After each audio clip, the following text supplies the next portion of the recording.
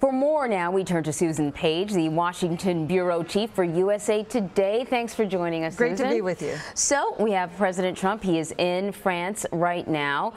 These two leaders, it almost seemed like initially they weren't going to get along. But do you think now Macron is trying to maybe woo Donald Trump back, maybe position himself as the European leader that will bring Donald Trump back into the fold? This has been so interesting because we've seen this new French leader cultivate President Trump in a way the other European leaders have not. Certainly, Angela Merkel has not been cultivating good relations with Donald Trump. They've really been at odds. But Macron, I think, both for geopolitical reasons, for a good idea for him to have good relations with the U.S. administration, also for his own domestic politics. You know, there is a strain in the French election that was pretty similar to Trump's populist movement. So this may do him a little good domestically as well. Right. But they differ on some biggies. Yes. Climate change, immigration, trade.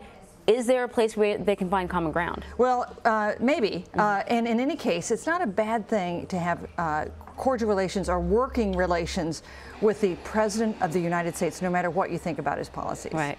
So this certainly serves as a little bit of a distraction for Donald Trump. He's leaving all the chaos that's happening here at home in regards to Donald Trump Jr., that the emails that he released and the Russia investigation. He's probably going to be asked a question because he is having a press conference later on. But here at home, he did a couple of interviews before he left. He spoke to Reuters and he said, look, you know, he still backed his son. He said anybody else would have taken that meeting. Anybody would have. I don't care who you are, if you're a Democrat, Republicans, they would have taken that meeting. And he also basically said that, well, he sort of defended his son's argument that this is opposition research. This is the sort of thing that happens. What do you make of the way they're dealing with this in that argument?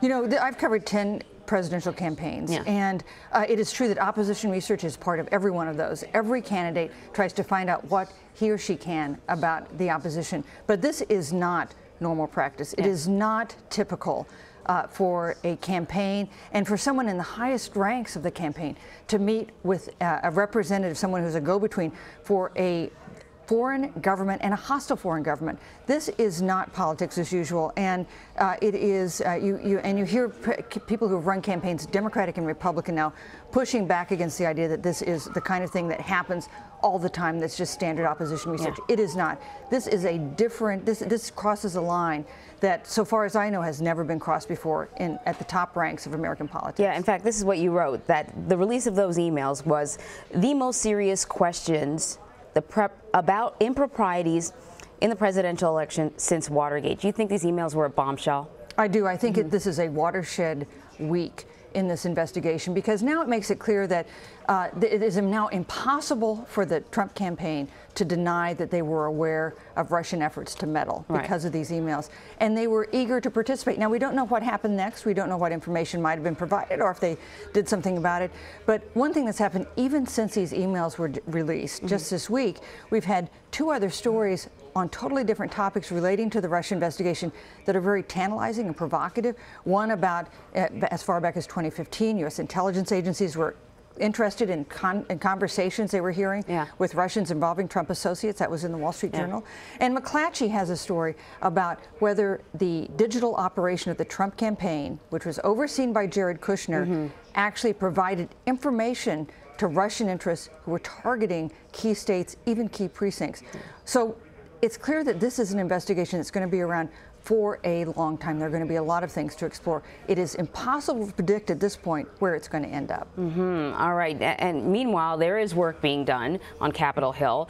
The revised health care bill is being tweaked, and we're told that we should be seeing some version of it, the Senate version of it today. Mitch McConnell wants it voted on by next week. He's keeping lawmakers in the Capitol a little bit later than usual. Do you think we'll see a vote on this by next week? Yes, because I think Mitch McConnell has decided, up or down, he needs to have a vote, because until they do something to get health care off their plate, they can't move on to anything else. Right. It's a big boulder in the middle of the road for them. It is. And what else do they need to move on to? Tax reform?